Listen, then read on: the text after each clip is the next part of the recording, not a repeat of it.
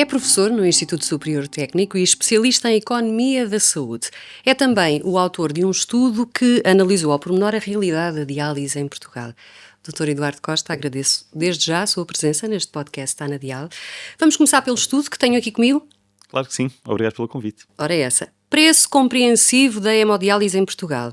Foi tornado público em janeiro de 2024. Está atual? Sim, penso que ao longo deste último ano não houve muitas alterações ao panorama da diálise em Portugal.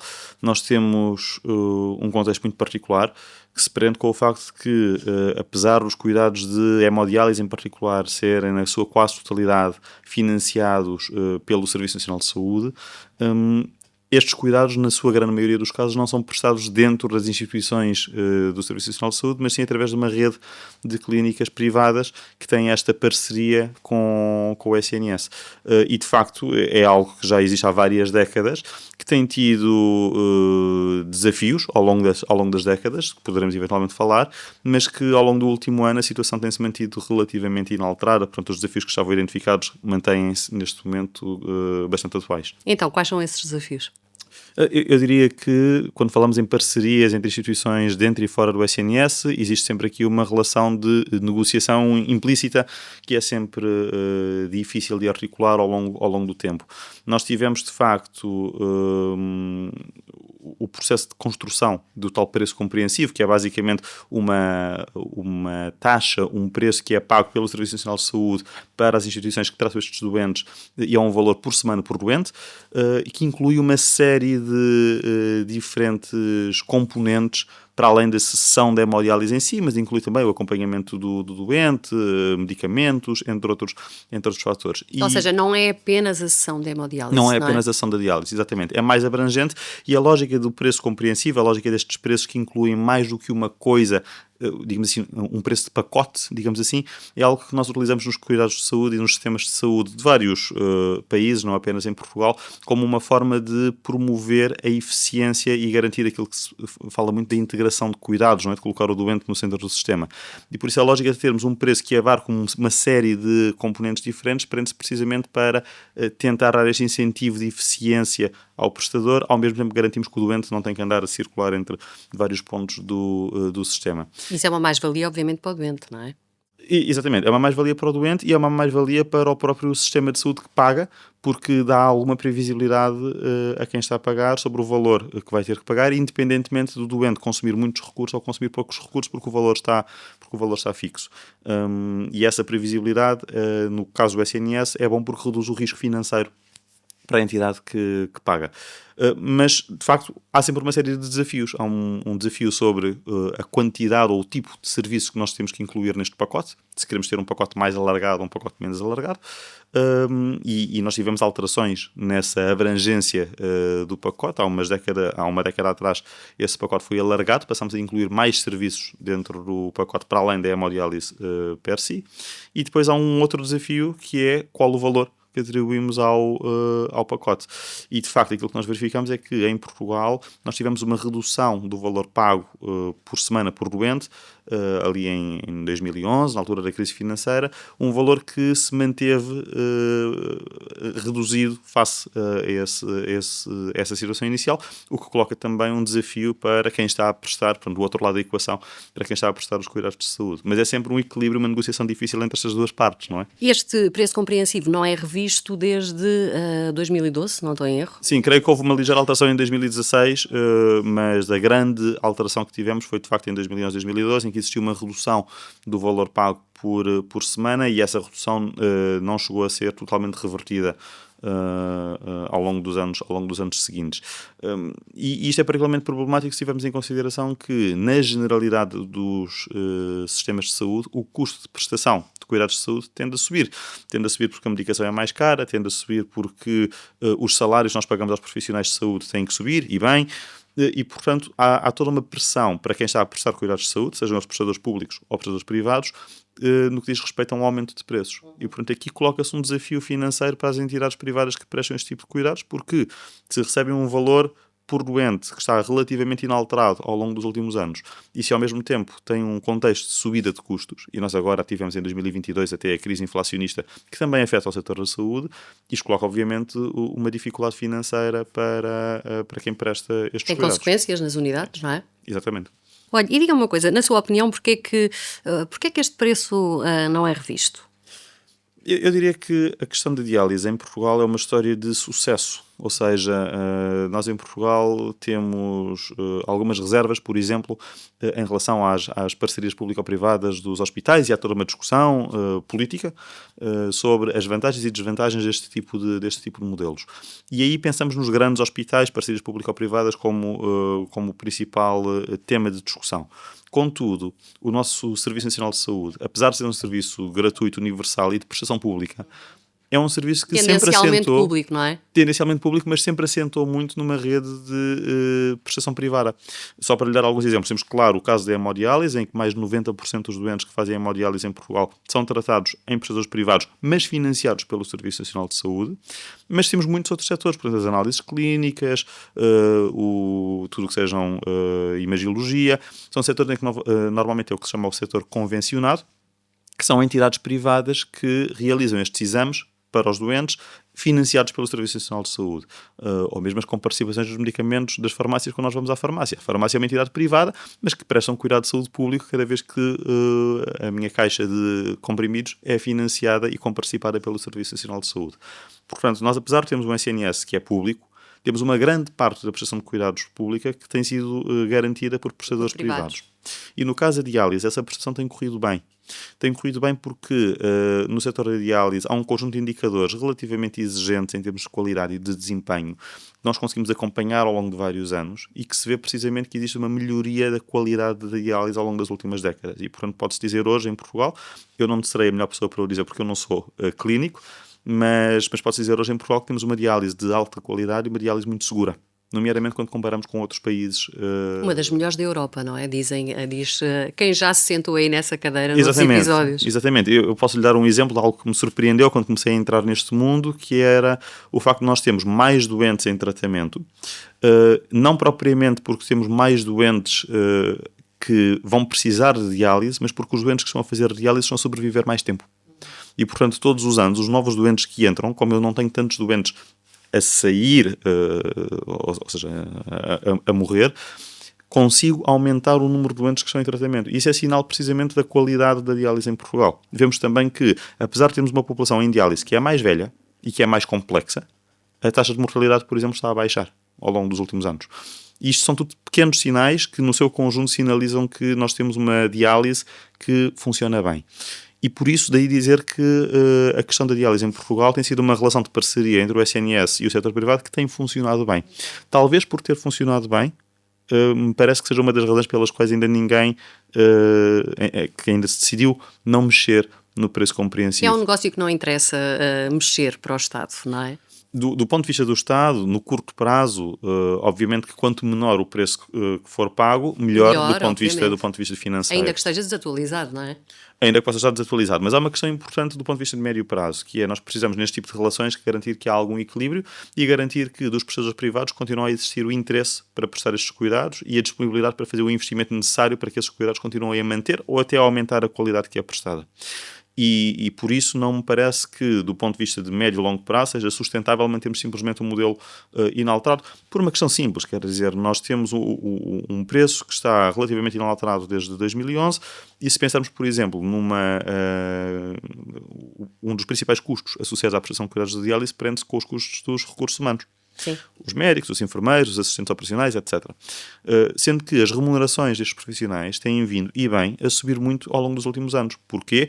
Porque no próprio setor público essas remunerações têm vindo a subir e sendo atualizadas. Nem que seja, por exemplo, ao nível do salário mínimo.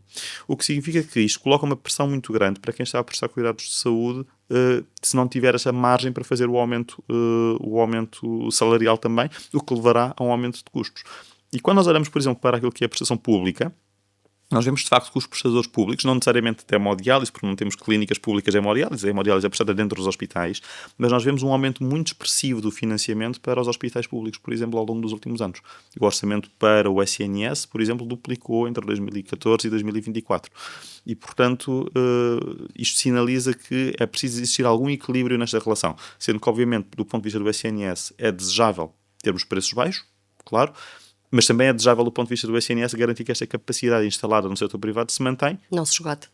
a não ser que se opte, porque também é uma opção legítima, decidir transferir estes doentes e tratá-los dentro do SNS. Mas isso é algo para o qual o SNS neste momento não tem capacidade instalada. Queria-lhe perguntar, o que é que mais o surpreendeu neste estudo? Então, Quanto tempo é que demorou a fazer o estudo? o estudo foi realizado ao longo de cerca de 4 meses.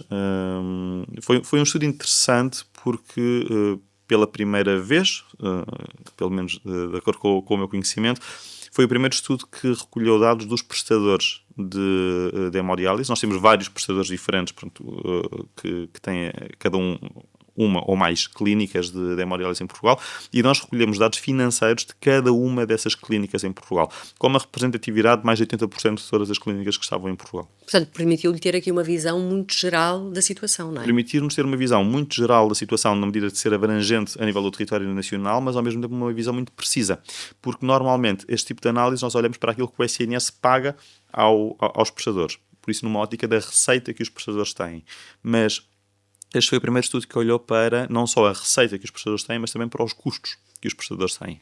E aqui nós verificámos uma coisa que me surpreendeu e que eu acho que é particularmente interessante, que é, no momento em que o Serviço Nacional de Saúde decide reduzir o preço pago aos prestadores privados, há também um ajuste de custos por parte dos próprios prestadores privados. Portanto, os prestadores privados conseguiram tornar-se mais eficientes de 2011 para a frente, reduzindo também os seus custos de prestação de diálise. Aquilo que verificamos, contudo, é que essa margem de ganhos de eficiência, digamos assim, foi-se esgotando. E, de facto, nós chegamos no pré-Covid e, a partir de 2019 para a frente, verificamos que a margem para continuar a cortar custos parece ter esgotado, porque os prestadores não conseguem reduzir os custos para além disso, mas, de facto, não só essa margem se esgotou, como eu tenho uma tendência de subida de custos. E que é muito óbvia depois quando pensamos em tudo aquilo que aconteceu de 2019 para a frente, nomeadamente na altura do Covid, com toda a despesa extraordinária associada à prestação de cuidados de saúde, seja os equipamentos de proteção individual, etc., mas também tudo aquilo que são os custos associados a medicamentos inovadores que se queiram introduzir ou não, e os próprios salários dos profissionais de saúde que estava a referir há pouco. Nós sabemos que, e falando do SNS, que há uma enorme dificuldade em atrair e reter profissionais de saúde, sendo que há vários fatores que explicam isto, um deles é a questão da remuneração, o que significa que há uma grande competição em Portugal e em específico em algumas zonas geográficas, Lisboa, Val do Tejo, Alentejo e Algarve, há uma grande competição por profissionais de saúde, estejam eles no setor público e no setor privado. E, portanto, é preciso garantir que existe aqui algum equilíbrio salarial e que quer o setor público, quer o setor privado conseguem, de facto, se querem manter os seus profissionais de saúde, conseguir fazer aumentos salariais significativos. E é essa a pressão que depois nós começamos a verificar nos últimos anos. Por isso há uma pressão para, novamente, existir um aumento de custos, mas se a receita permanece estável, isto começa a estreitar cada vez mais a margem que os nossos prestadores têm para fazer este tipo de cuidados. O senhor avança com uma proposta de um modelo de atualização, penso que anual, do preço compreensivo. Quer explicar-nos essa proposta?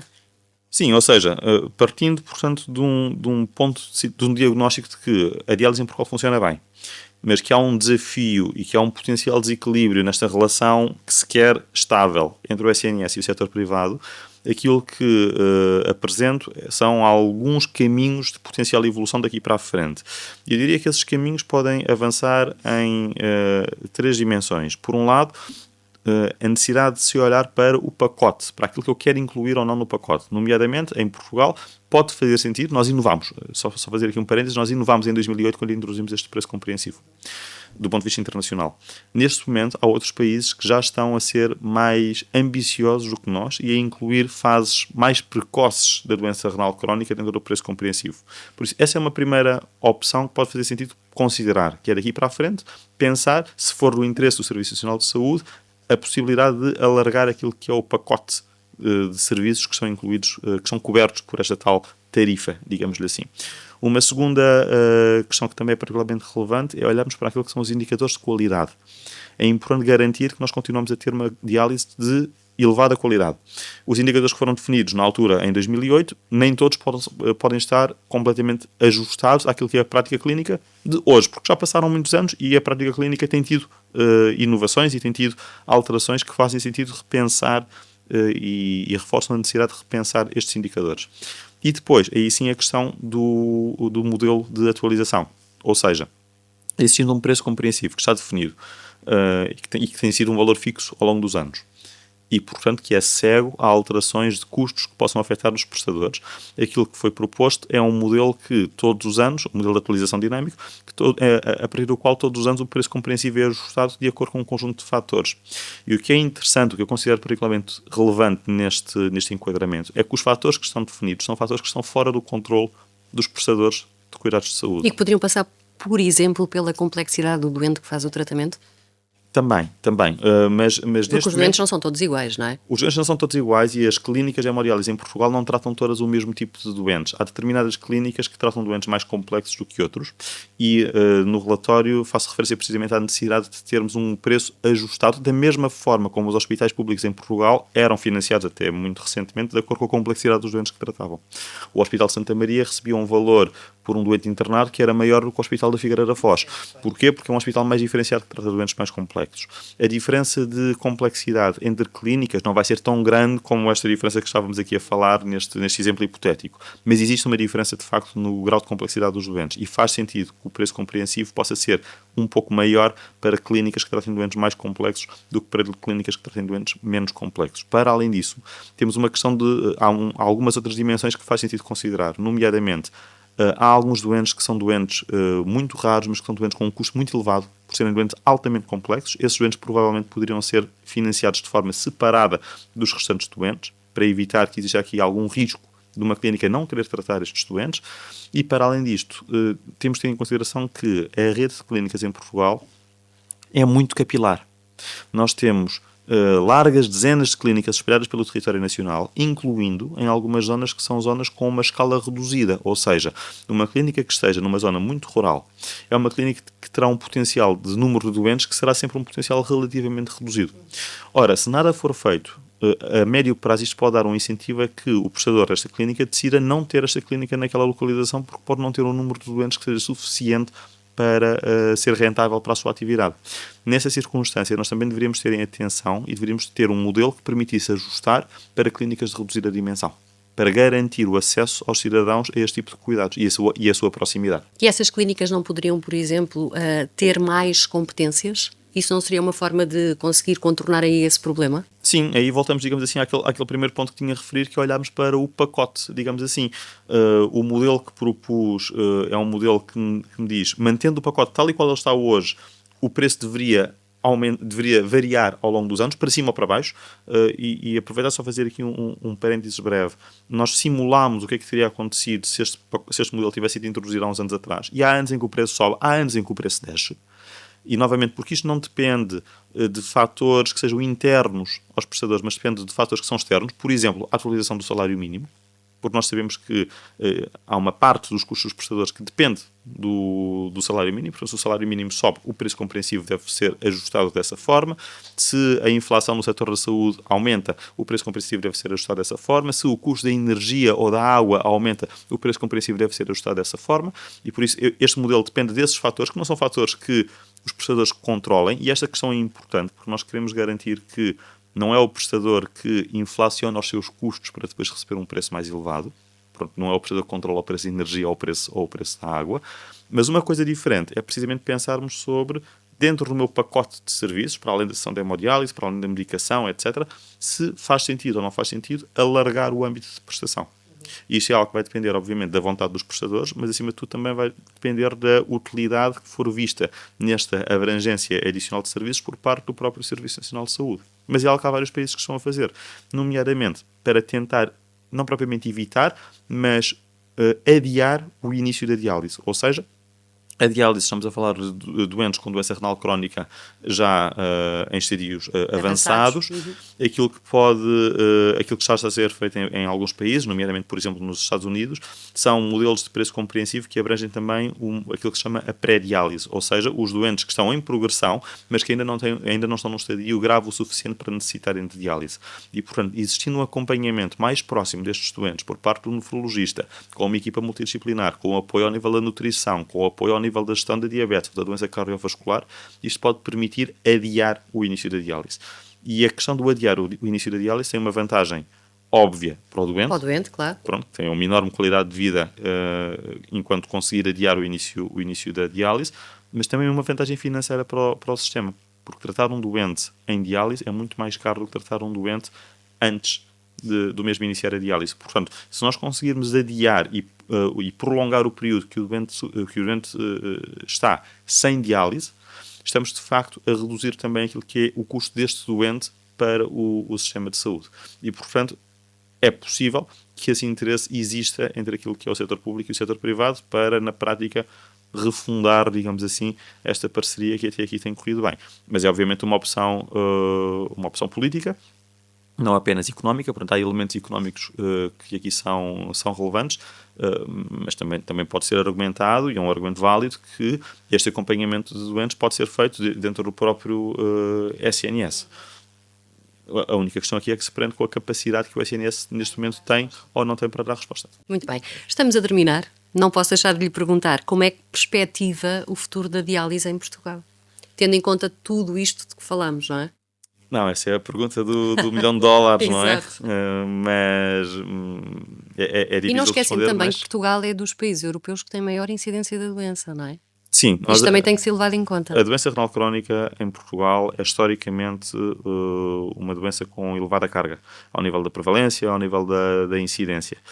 Isso está relacionado com uma série de fatores, nomeadamente com os nossos estilos de vida, as nossas condições socioeconómicas. Tudo isso afeta a prevalência da doença renal crónica em Portugal. E ao contrário de outras doenças crónicas, como a diabetes, como a hipertensão, a doença renal crónica muitas vezes é um bocadinho subvalorizada, ou pelo menos mais desconhecida da população em geral.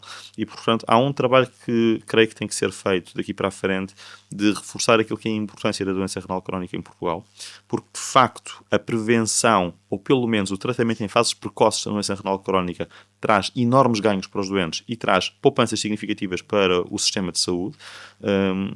Ainda que, por exemplo, na hemodiálise representa uma franja muito pequenina daquilo que é a despesa total do sistema de saúde, estamos a falar de menos de 2% do orçamento do SNS, mas é relevante garantir que continuamos a prestar cuidados de elevada qualidade. Portanto, daqui para a frente, eu gostaria de ver clarificado aquilo que é o tal pacote de que estávamos a falar. Portanto, parece-me que faz sentido avançarmos com prudência, com estudos, mas que faz sentido avançarmos para uma prestação de cuidados mais integrada e, portanto, termos na prática quem presta cuidados de nefrologia, seja o setor público, seja o setor privado, que consigam fazer estes cuidados de forma mais integrada e, portanto, tratando os doentes em fases mais precoces da doença. E parece-me que é relevante também garantirmos que temos indicadores de qualidade definidos, revistos, e que somos mais exigentes com todos os prestadores para garantirmos que a qualidade da diálise é mantida em Portugal. Para isto acontecer, mantendo a situação tal e qual como está, portanto, assumindo que queremos ter uma rede de prestadores privados a prestar este tipo de cuidados, que é aquilo que tem acontecido nas últimas décadas. Não é? Exatamente, é aquilo que tem acontecido nas últimas décadas. Qualquer outra opção implicará um investimento massivo para conseguirmos transferir 90% dos doentes, são 12 mil doentes, das entidades privadas para as entidades públicas, mas assumindo que queremos manter a situação tal e qual como está, é importante garantir que o tal tabuleiro da negociação, digamos assim, se mantém relativamente equilibrado. É um equilíbrio difícil, porque do lado dos prestadores queremos obviamente ter uma receita o maior possível, como é óbvio. Do lado do SNS queremos obviamente gastar o menor possível, como é óbvio, mas há aqui um equilíbrio que tem que ser garantido. Eu acredito que modelos dinâmicos de atualização do preço compreensivo podem contribuir para encontrar esse equilíbrio difícil. Seria o mais indicado. Sim. Eduardo Costa, muito obrigada. Agradeço ter estado à conversa sobre diálise. O podcast está na Dial, a Associação Nacional de Centros de Diálise.